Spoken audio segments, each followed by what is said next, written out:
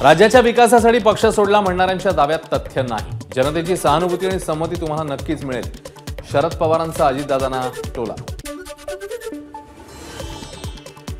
निवडणूक आयोगाचा निकाल आश्चर्यकारक. ज्याने पक्ष स्थापन केला त्याच्या हातून पक्ष काढून घेतला. याआधी देशामध्ये असं कधीही झालेलं नाही. निवडणूक आयोगाच्या निर्णयावर शरद पवारांची प्रतिक्रिया. पंतप्रधान मोदींच्या संसदेतल्या भाषणावरनं शरद पवारांची टीका. ज्यांनी स्वातंत्र्यासाठी त्याग केला त्या पंडित नेहरूंवर वैयक्तिक हल्ला करून मोदी काय साध्य करतायत, पवारांचा सवाल.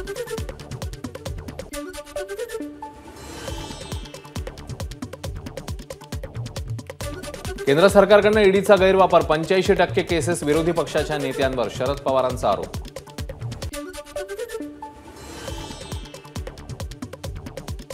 आजचे राज्यकर्ते झुंडशाहीच्या मार्गावर. झुंडशाही लोकांना पटणारी नाही. निखिल वागळेंच्या हल्ल्यावर शरद पवारांची प्रतिक्रिया.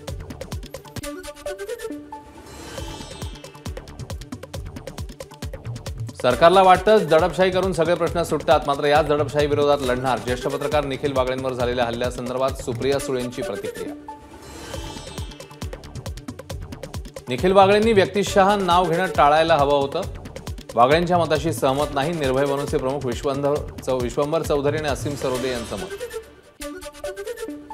राज्यामध्ये होणाऱ्या गोळीबार आणि हल्ल्यांमुळे गुंडाराज सुरू. यावर उपाययोजना करणं सरकारची जबाबदारी म्हणून गृहमंत्र्यांनी राजीनामा देण्याची मागणी. सुप्रिया सुळेंचं स्पष्टीकरण. 15 ते 17 फेब्रुवारी दरम्यान मराठा आरक्षणासंदर्भात नवीन कायदा येणार. छगन भुजबळांची माहिती. तर अजित पवारांना मुख्यमंत्री करणं हे आपलं स्वप्न. त्यासाठी अल्पसंख्याकांनाही सोबत घेऊन जावं लागेल. भुजबळांचं वक्तव्य. अजित पवारांना मुख्यमंत्री करण्याचं मिशन आपण हाती घेतलंय. 2024 मध्ये आपल्याला दादांना मुख्यमंत्री करायचंय. राष्ट्रवादी युवा मेळाव्यात धनंजय मुंडेंचं वक्तव्य. दादांना मुख्यमंत्री करायचं स्वप्न आहे असं म्हणणाऱ्यांचे अजित पवारांनी टोचले कान. मुख्यमंत्री करण्याआधी संघटना मजबूत करण्यावर भर द्या. अजित पवारांचं आवाहन.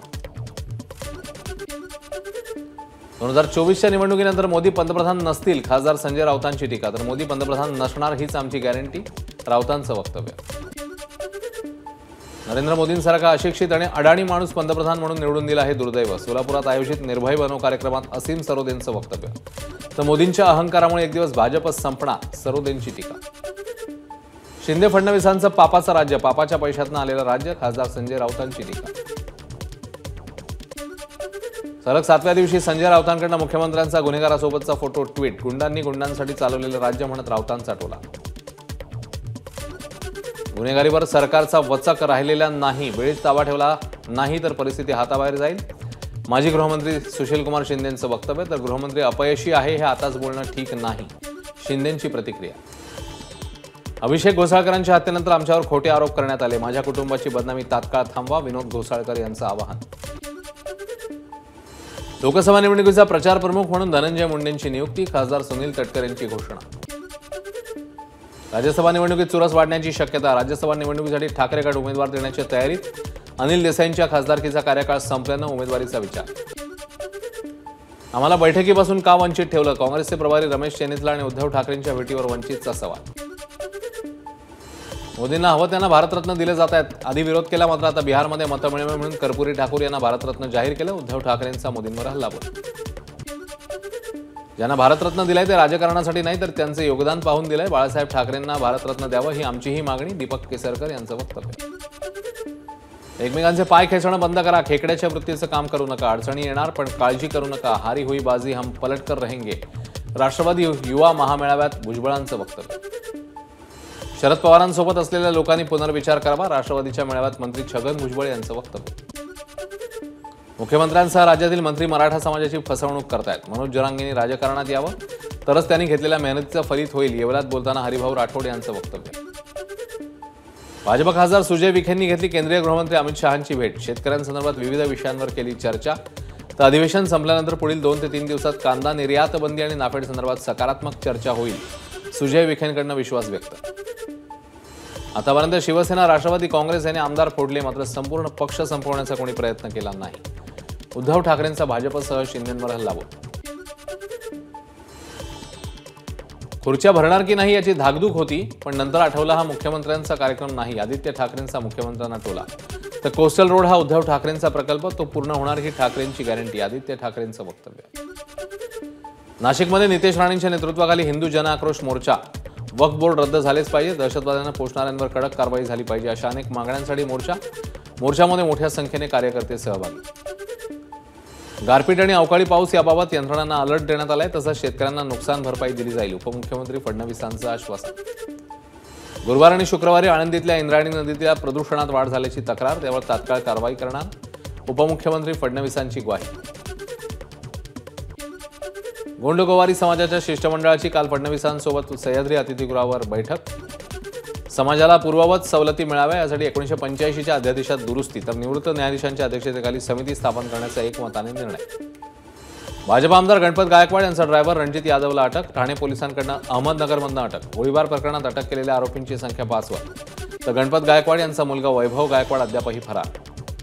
नामांकित कंपनीचे खाद्यपदार्थ आणि शीतपेयांवरील माहितीचं लेबल बदलून विक्री केली जात असल्याचा प्रकार उघड.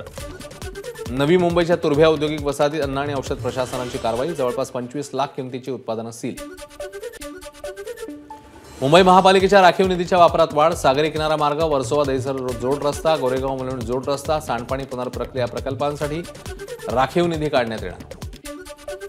मुंबईला प्रदूषण रोखण्यासाठी पालिकेकडून कठोर उपाययोजनांना सुरुवात. रस्ते काँक्रिटीकरणात धूळ प्रदूषण झाल्यास कंत्राटदारासह रस्ते विभागावर दंडासह कठोर कारवाई होणार. मीरा भाईंदरमध्ये सायक्लोथॉन दरम्यान स्पर्धकाचा अपघात. सायकल चालकाला किरकोळ दुखापत. लोकांच्या जीवाशी खेळ करणाऱ्या स्पर्धा महानगरपालिकेने बंद कराव्यात, नागरिकांची मागणी. नामांकित कंपनीचे खाद्यपदार्थ आणि शीतपेयांवरील माहितीचं लेबल बदलून विक्री केली जात असल्याचा प्रकार उघड. नवी मुंबईच्या तुर्भे औद्योगिक वसाहतींना औषध प्रशासनाची कारवाई. म्हाडा कोकण मंडळाच्या सोडतीला अखेर मुहूर्त सापडला. 5311 घरांसाठी 24 फेब्रुवारीला सोडत. मुख्यमंत्री एकनाथ शिंदेंच्या उपस्थितीमध्ये सोडत. सिंधुदुर्गाच्या देवगड तालुक्यात अनेक तरुण कार्यकर्त्यांचा महाराष्ट्र नवनिर्माण सेनेत प्रवेश. संपर्क अध्यक्ष कौस्तुभ वाडेकर यांच्या माध्यमातून प्रवेश. गजानन राणे आणि संदीप दळवींची उपस्थिती. पालघर जिल्ह्यातल्या बोईसर तारापूर एमआयडीसीतल्या अक्षय इंडस्ट्रीत वायू गळती. नागरिकांमध्ये भीतीचं वातावरण. वायू गळतीने परिसरात धुराचं साम्राज्य. अग्निशमन दल घटनास्थळी दाखल. भिवंडीच्या ठाणगेआळी परिसरात बनावट बंदुकीने दहशत माजवण्याचा प्रयत्न. पोलिसांनी परस्पर गुन्हे दाखल करत बंदूक केली जप्त. मुंबईच्या घाटकोपरमधल्या लोहमार्ग वसाहतीत पोलीस कुटुंबियांची निदर्शनं. वसाहतीचं पुनर्निर्माण करा. लोहमार्ग पोलिसांना अल्पदरात हक्काची घर द्या. लोहमार्ग पोलिसांच्या कुटुंबांची मागणी. Nashik Pune semi high speed railway मार्ग आता व्हाया शिर्डी होणार. सध्याच्या मार्गात अनेक बोगदे तयार करावे लागणार असल्यानं मार्ग बदलण्याचा रेल्वे मंत्रालयाचा निर्णय. मार्ग बदलला तरी नाशिक पुणे अंतर 2 तासात गाठता येणार. उद्धव ठाकरे 12 फेब्रुवारीला छत्रपती संभाजीनगर दौऱ्यावर. गंगापूर, वैजापूर, कन्नडमध्ये उद्धव ठाकरेंच्या सभा होणार. छत्रपती संभाजीनगरमध्ये 19वे राज्यस्तरीय तलाठी अधिवेशन. मंत्री राधाकृष्ण विखे पाटलांच्या हस्ते उद्घाटन. सीएनजी घेऊन जाणारा हरियाणा सिटी गॅसच्या टँकरमधनं सीएनजी गॅसची गळती. नागपूरच्या कळमना फ्लायओव्हरवरची घटना. कोणतीही जीवितहानी नाही.